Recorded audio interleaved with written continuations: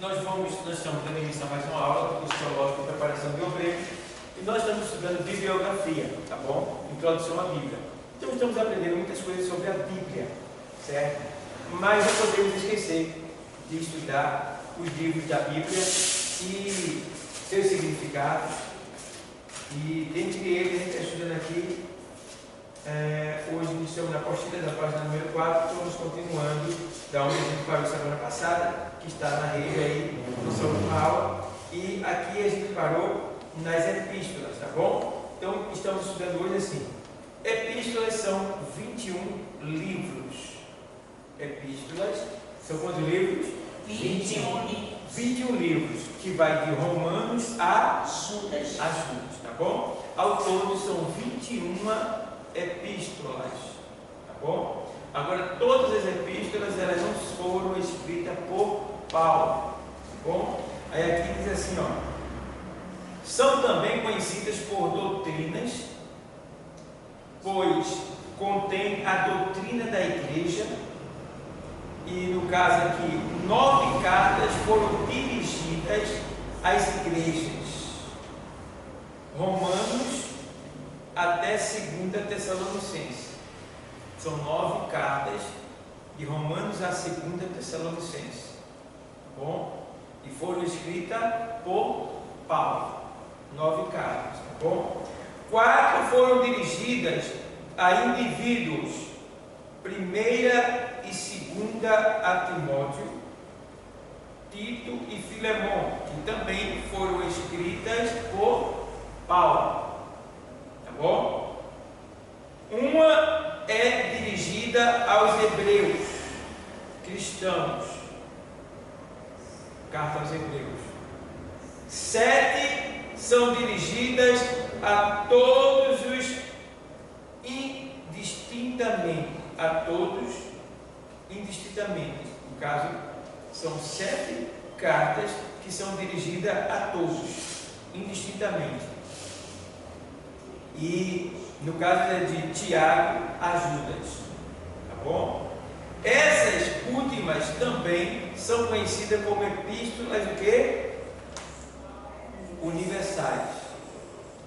Foi mandada para todo mundo de maneira geral.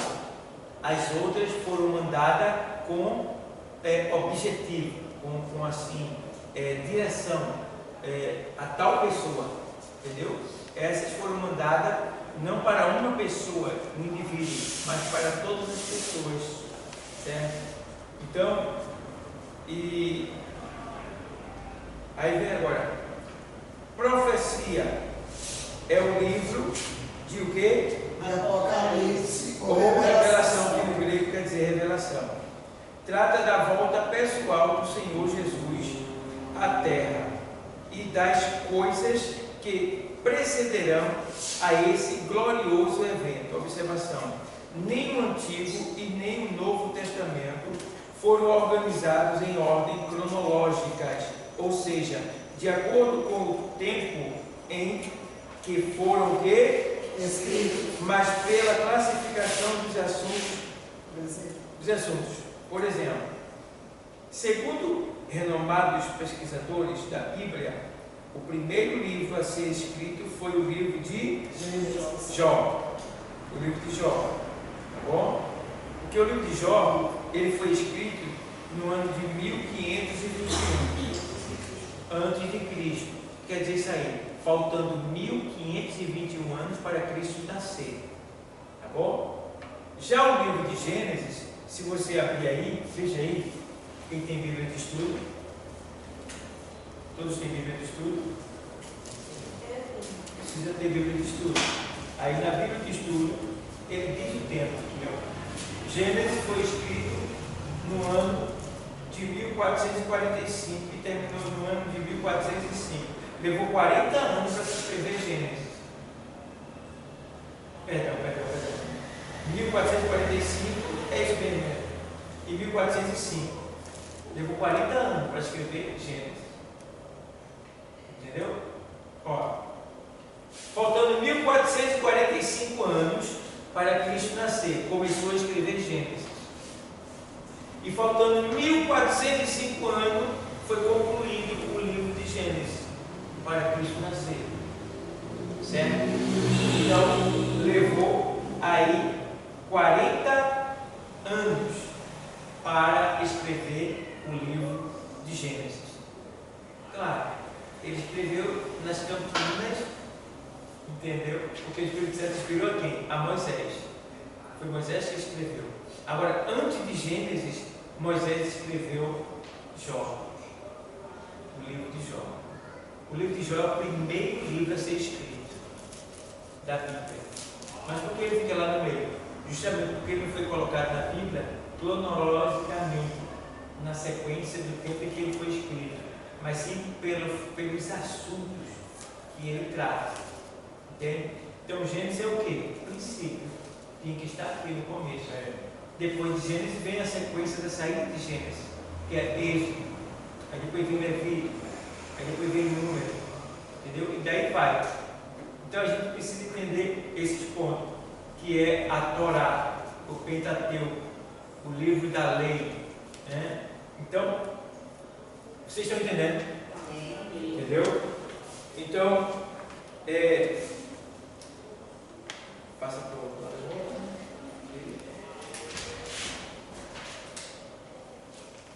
O tema central da Bíblia. É bom a gente aprender isso aqui, porque a gente consegue entender o que significa cada livro. Parece ser infantil, mas não é infantil. A gente precisa realmente levar em consideração. Jesus é o tema central da Bíblia. Ele mesmo declara em Lucas 24 e 44. Vamos ver?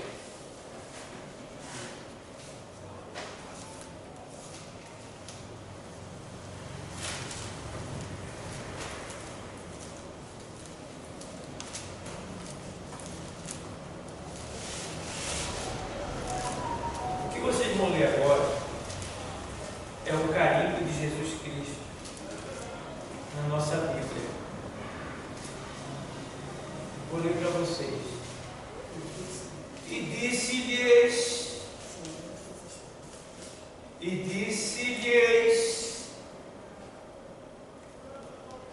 tem gente que faz assim, e disse-lhe, aprendam a colocar as letras todas do texto, não engula as letras. E disse-lhes, são estas as palavras que vos disse, estando ainda convosco, convinha que se cumprisse tudo que de mim estava escrito na lei de Moisés, que é a Torá, nos profetas e nos salmos. O que é que ele está dizendo aí? Ele está aprovando a nossa Bíblia, de Gênesis até de Gênesis até Malaquia. Ei, a Bíblia que você leva é carimbada por Jesus, nesse texto aqui. Ele está dizendo aqui que você está com a Bíblia que é aprovada por ele. Ele está dizendo aí, convinha que se cumprisse em mim o que está escrito na lei, os 5 primeiros livros da Bíblia, nos profetas, tá? E nos salmos. Toda a Bíblia, de Gênesis a Malaquia, tá? Não é até Apocalipse, é até Malaquia, tá bom? Malaquia termina, encerra e vai, todas as vezes vai chegar, tá bom? Mas de Malaquia para lá tem 400 anos ainda em silêncio, Deus com a terra. Então, ele diz, Jesus é o tema central da Bíblia. Ele mesmo declara em Mateus 20, em Lucas 24, 44 e em João 5,39. O que ele diz lá? Ele diz, examinai as Escrituras. Ele diz lá, que são elas que de mim testificam. Mas vê aí, está tudo baixo. Pode ler. Examinais as Escrituras, porque vós cuidais ter nelas a vida eterna, e são elas que de mim testificam. Agora veja, Jesus não está mandando ninguém examinar as Escrituras. Ele está falando aí com os escribas e fariseus. Ele está dizendo assim: vocês examinam as Escrituras e não veem, não sabem que são elas que testificam de mim. Tem gente que usa esse texto aí para dizer que Deus está mandando examinar, ler a Bíblia. Não, ele está dizendo: vocês examinam ela e não sabem que elas testificam de mim, que elas falam de mim. Entende? Então ele não está mandando você ler. É 5,39 de João, quando ele diz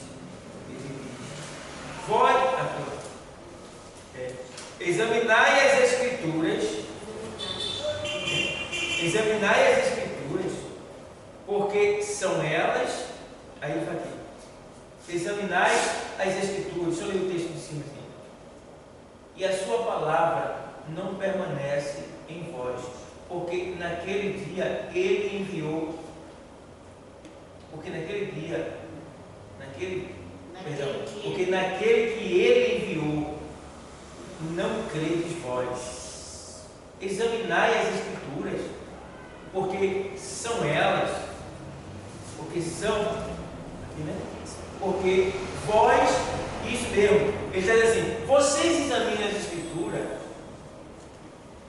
e vós cuidais ter nela a vida eterna. São elas que de mim testificam. Entendeu? Porque dá a impressão que ele está mandando ler aqui, né? Ele está dizendo que vocês examinam as Escrituras. Tá? E vocês têm cuidado, vocês cuidam. Vocês são cuidadosos. Mas será que vocês não estão vendo que são elas que falam de mim? É muito segredo, né? Tudo que Jesus fazia estava na palavra. Crescendo tudo, certo? Está entendendo? Cada ponto. Então, vejamos Cristo de Gênesis e Apocalipse. Vamos lá. Em Gênesis, ele é o descendente da mulher. Está lá em Gênesis 3 e 15. O Senhor, ele diz, né, que da mulher nascerá um, né? Ali ele é o descendente. Okay? Se você observar, Jesus está escondido em todo o Antigo Testamento. Deus não poderia revelar ele, mas ele estava em todo o Antigo Testamento. E aí você vê que ele estava aqui, 3,15, quando Deus diz para a mulher, né, e para Satanás ali, que dela vai nascer um, que esmagará a cabeça da serpente. Então ali já é a promessa de um Salvador, que seria quem? Jesus. Certo? E o outro ponto é, se você voltar mais atrás, onde é que Jesus estava lá no Éden? Quem era Jesus no Éden para vocês? Vocês lembram? Eu já falei aqui. Hã? Não, no Éden, Jesus era o que lá?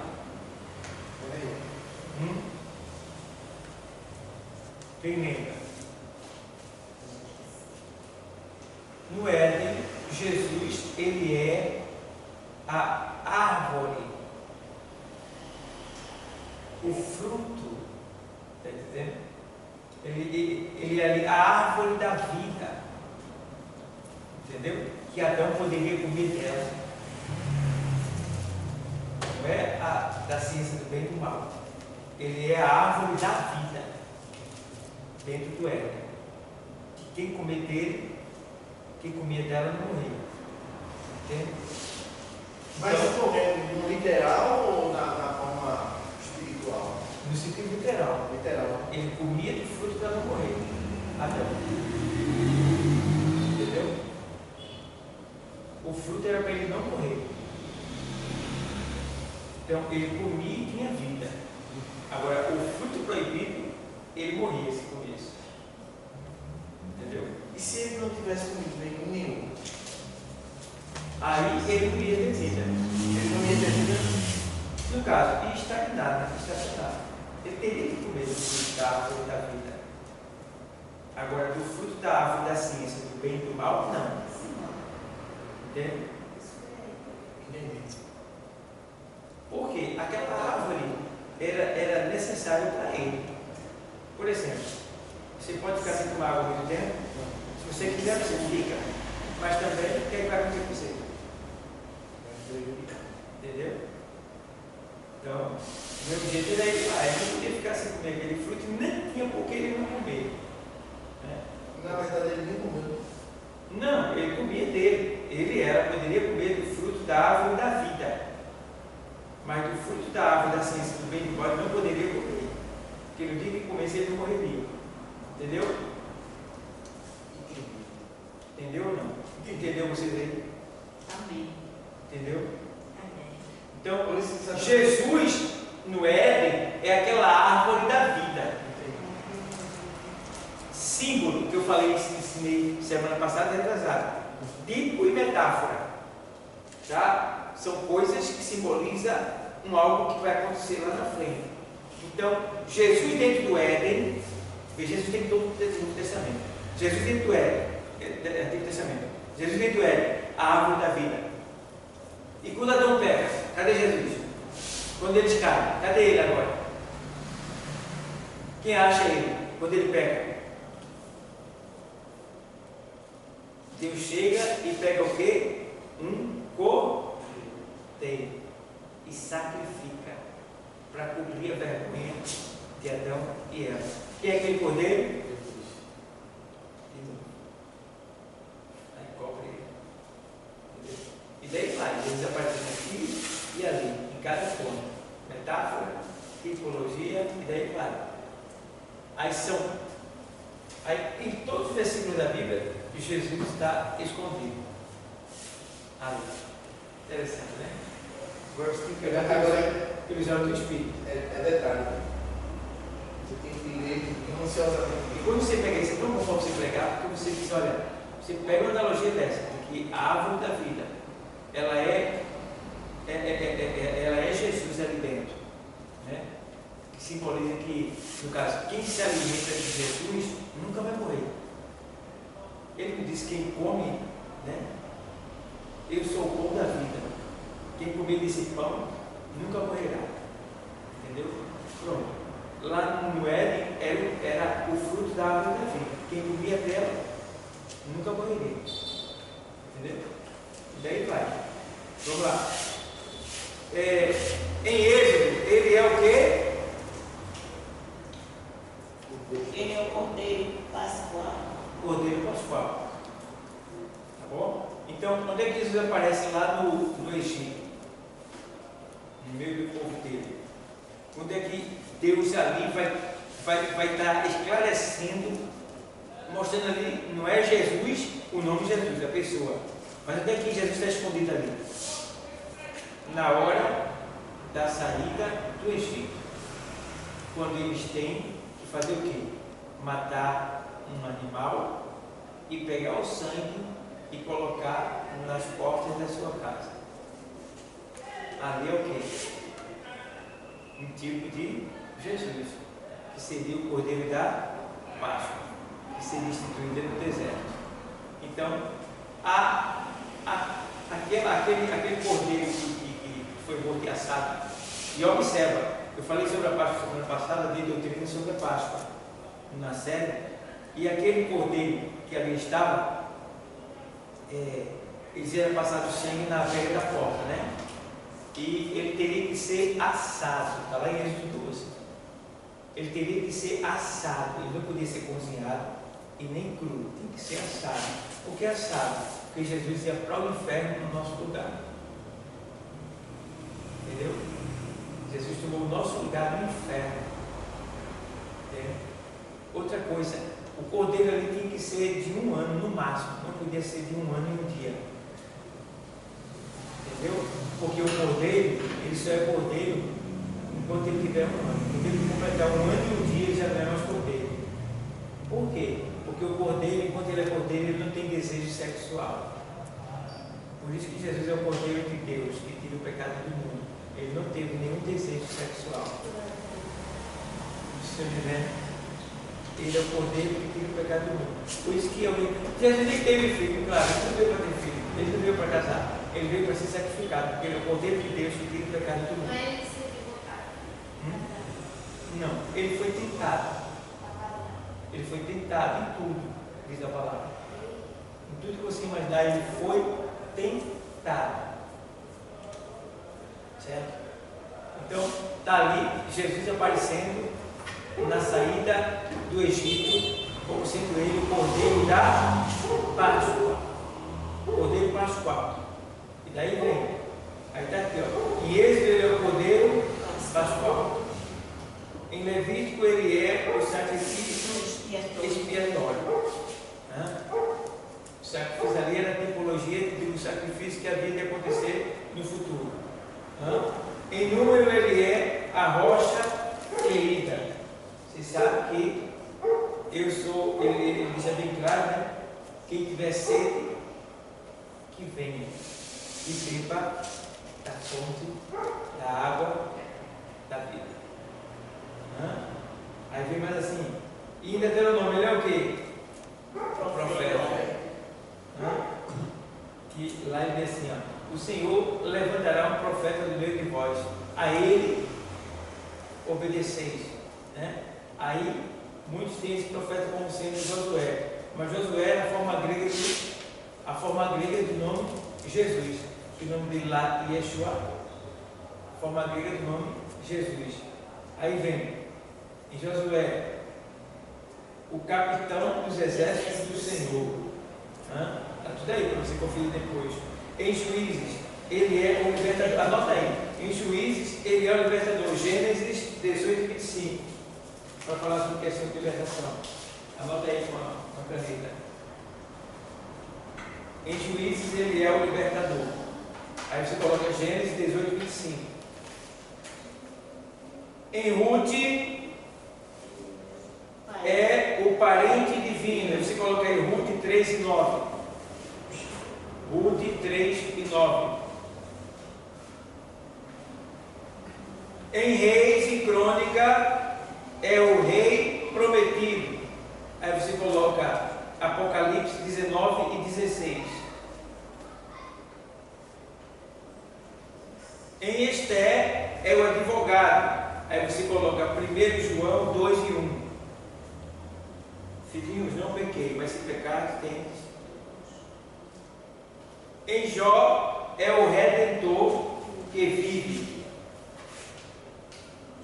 Nos Salmos, é o nosso que? Pastor E alegria. Em Provérbio, é a sabedoria de Deus. Em Eclesiastes, é o que? Justo juiz. Porque um dia todos haverão de dar conta de tudo que fez aqui. Eclesiastes fala muito sobre isso.